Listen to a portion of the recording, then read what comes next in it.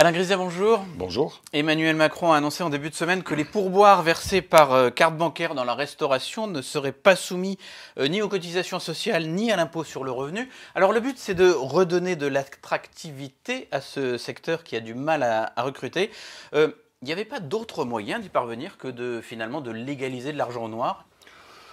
Tout d'abord, c'est une situation qui existe aujourd'hui, puisque lorsque les consommateurs payent en espèces, c'est pourboire pour les serveurs, bon, ne rentre pas dans la recette, dans le salaire. C'est pas la même dimension d'avoir une situation tolérée, d'avoir un président de la République qui dit ça devient légal. Non, j'entends bien, mais en tout cas, l'objectif, c'est bien de permettre, en particulier aux serveurs, d'avoir une rémunération plus attractive. Alors, vous avez raison, il y a d'autres moyens.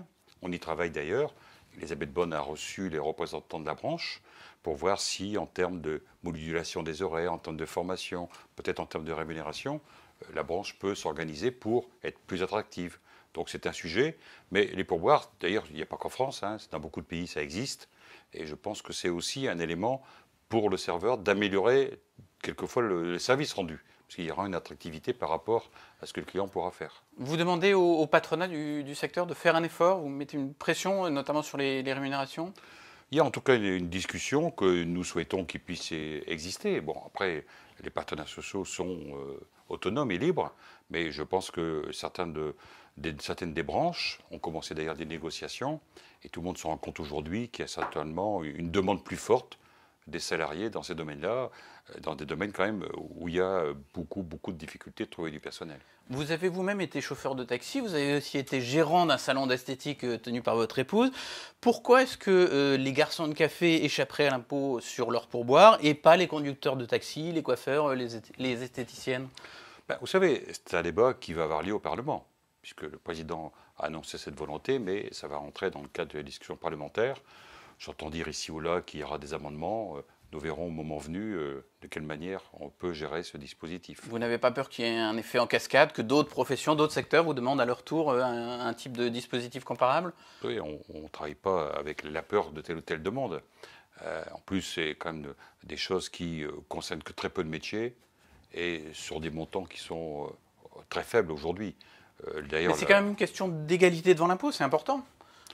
Oui, j'entends bien, mais je veux dire, d'abord, le pourboire, historiquement parlant, dans la restauration en particulier, est quelque chose qui a toujours existé et qui a toujours été considéré comme n'étant pas quelque chose qui était fiscalisé. Bon, donc je pense qu'aujourd'hui, il y avait une demande, le président y répond.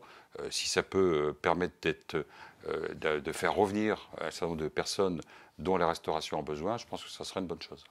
Alors il y a des pénuries de main-d'œuvre et puis il y a aussi des pénuries de matières premières qui compliquent la vie de beaucoup d'entreprises, notamment de nombreux artisans ou PME du bâtiment. Est-ce que c'est inquiétant pour l'activité économique ou bien est-ce que c'est relatif et passager finalement? Tout d'abord, dire qu'il y a encore quelques mois, personne n'imaginerait qu'on serait aujourd'hui dans cette situation de pénurie. On nous prévoyait des faillites en cascade, un chômage massif. Donc, premier constat, parce qu'il ne faut quand même pas qu'on ait la mémoire trop courte, premier constat, la politique du gouvernement entre mars 2020 et aujourd'hui a permis à l'économie de tenir et globalement aux salariés de maintenir leur pouvoir d'achat. Il y a une conséquence réelle qu'on a vue d'ailleurs depuis le début du mois de juin. C'est deux choses, on l'évoquait il y a quelques minutes, les questions d'embauche, de pénurie de main-d'œuvre et puis la question des matériaux. Parce que là, la reprise est mondiale, c'est vrai, assez forte en France, mais il y a une demande mondiale. Et puis, la France n'a pas aujourd'hui une industrie qui permet de répondre à tous les besoins. On a eu comme une trentaine d'années pendant lesquelles on a laissé échapper. Donc, face à un phénomène mondial comme vous le dites, les entreprises, elles peuvent faire quoi? Patienter, attendre que les matériaux arrivent? D'abord, nous, on agit. Dès le début du mois de juin, avec Bruno Le Maire, on a reçu les branches concernées, le bâtiment, les travaux publics et beaucoup d'autres, pour regarder comment on pouvait trouver les solutions adaptées. Donc il y a le comité de crise qui a été nommé, un médiateur, parce que quelquefois dans une filière, il y a pu avoir des opportunités, certains qui utilisaient cette période pour augmenter les prix, quelquefois faire du surstockage. Donc il y a eu pas mal de médiations, assez bien réussies. Ensuite, on a pris une décision pour les marchés publics de l'État de dire s'il y a du retard dans la livraison, on n'appliquera pas de majoration, de pénalité. Et puis, pour la filière bois, par exemple, qui a été pendant un temps celle qui était la plus touchée, nous avons engagé une discussion avec la Commission européenne pour envisager la limitation des exportations. Donc on est vigilant, on a fait 3 réunions en quelques mois. Pour l'instant, nous, on a le sentiment que ça va être conjoncturel, que ça va se tasser, que les entreprises vont reprendre un rythme à peu près normal pour pouvoir fournir, et que dans quelques mois, les choses vont se tasser. Mais ça n'empêche pas qu'il faut qu'on soit vigilant, parce que ça serait dommage que la croissance soit ralentie par une question de matériaux. Autre difficulté actuelle, l'envolée des prix du gaz et du pétrole. Le gouvernement aide les ménages à y faire face, par exemple avec la hausse du chèque énergie pour les plus modestes et pour les entreprises. Dans les entreprises, on a prévu dans le plan de relance que les entrepreneurs pourront faire des travaux d'économie d'énergie. Alors, effectivement, ça ne va pas résoudre la difficulté aujourd'hui de l'augmentation des tarifs, mais en tout cas, sur le long terme, on a fait pour la première fois un dispositif qui permet aux entrepreneurs de bénéficier des dispositifs d'économie d'énergie et de subventions dans le plan de relance, un peu comme les particuliers. Mais les hausses de prix, effectivement, elles sont fortes et c'est là maintenant. Elles sont fortes, c'est maintenant, et inévitablement, à un moment donné, il y aura bien une répercussion de ces prix, parce que l'entreprise, de toute façon, ne pourra pas absorber tout si ça augmente trop longtemps. Mais là, c'est pareil, hein. Je pense qu'on a une poussée parce que la demande est forte, et que là aussi, à un moment donné, il y aura une situation qui va se stabiliser. Vous venez de recevoir le rapport annuel de l'Observatoire des délais de paiement. Alors après des années d'amélioration, la tendance s'est inversée en 2020. On est passé de 11 à 15 jours de retard au plus fort de la crise sanitaire. Et puis on est redescendu à un peu moins de 13 jours en fin d'année dernière. Est-ce qu'on sait traduire ça, entre guillemets, en nombre d'entreprises en difficulté? On sait traduire en tout cas qu'il y a 19 milliards d'euros qui devraient être dans les caisses des entreprises concernées et qui ne le sont pas.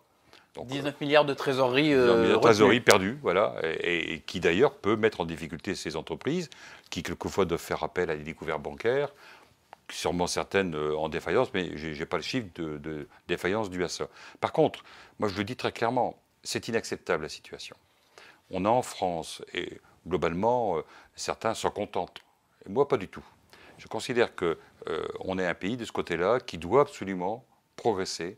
Et on ne peut pas dire on va gagner une demi-journée, on va gagner une journée. Non, on est historiquement en retard. L'Allemagne, on est à 7 jours, les Pays-Bas 4 jours, et on parle bien de délai au-delà du délai réglementaire. Bon, on parle de gens qui sont hors la loi, oui, pour dire les choses au-delà du délai clairement. Réglementaire. Hein. Est-ce qu'il y a des sanctions? Combien il y a de sanctions chaque année? En tout cas, la DGCCRF fait un travail important pour sanctionner ceux qui ont des comportements les plus abusifs. Bon. Mais on va aller au-delà. Et hier, avec le gouverneur de la Banque de France, nous avons annoncé que la Banque de France va intégrer les délais de paiement dans la cotation des entreprises, de façon à ce que, réellement, on ne puisse pas dire, voilà, cette entreprise-là a une bonne trésorerie, alors que cet argent ne lui appartient pas. Donc, il faut vraiment, et c'est en général les très grandes entreprises qui sont concernées. Mais justement, c'est assez dissuasif, ça, pour ces très grandes entreprises. Il ne faut pas, à un moment, sanctionner clairement. C'est un premier pas. De toute façon, il y a aussi des sanctions, mais c'est un pas de plus. Nous, ce qu'on souhaite réellement, c'est que chacun prenne conscience. À la limite, bon, je pense qu'il y a quelquefois, c'est presque rentrer dans la méthode d'organisation. Il y a différentes strates qui voient passer la facture, chacun prend quelques jours de plus, et au bout du compte, le cumul fait que ça dépasse les délais. Donc l'État a montré l'exemple, puisqu'on a bien vu en quelques années, l'État a diminué très fortement les délais de paiement, et l'État est en dessous du délai illégal aujourd'hui. Donc on voit que c'est possible. Si c'est possible pour l'État, c'est possible pour les entreprises. Vous présentez ce matin au Conseil des ministres votre plan en faveur des indépendants. L'objectif, c'est quoi? C'est plus de création d'entreprises individuelles? Non, l'objectif majeur, c'est de faire que les indépendants, je rappelle, les artisans, commerçants, professionnels libéraux, 3 millions d'entrepreneurs, vivent dans un monde qui est fait pour eux.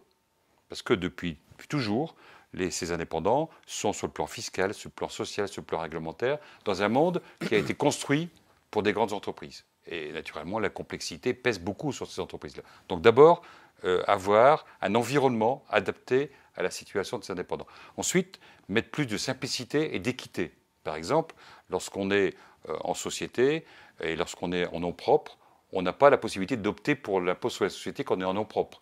Là, il y aura la possibilité d'option, donc l'équité de traitement. Et donc ça, je pense que c'est un plan qui est extrêmement important. Il y a plus de 30 ans qu'il n'y a pas eu des dispositifs aussi massifs. Et globalement, ça va, je pense d'abord, permettre aux indépendants de travailler dans de meilleures conditions, mais aussi permettre d'attirer de nouveaux talents dans l'entrepreneuriat. Alors il y a une panoplie d'une vingtaine de mesures, on ne va pas toutes pouvoir les détailler, mais celle que vous mettez en avant en premier, c'est la mise à l'abri du patrimoine personnel des entrepreneurs. C'est pour vous la mesure la plus importante? Bah, écoutez, j'ai trop vu de mon parcours personnel des hommes et des femmes tout perdre alors qu'ils avaient entrepris simplement. Ils n'avaient pas fait de faute de gestion.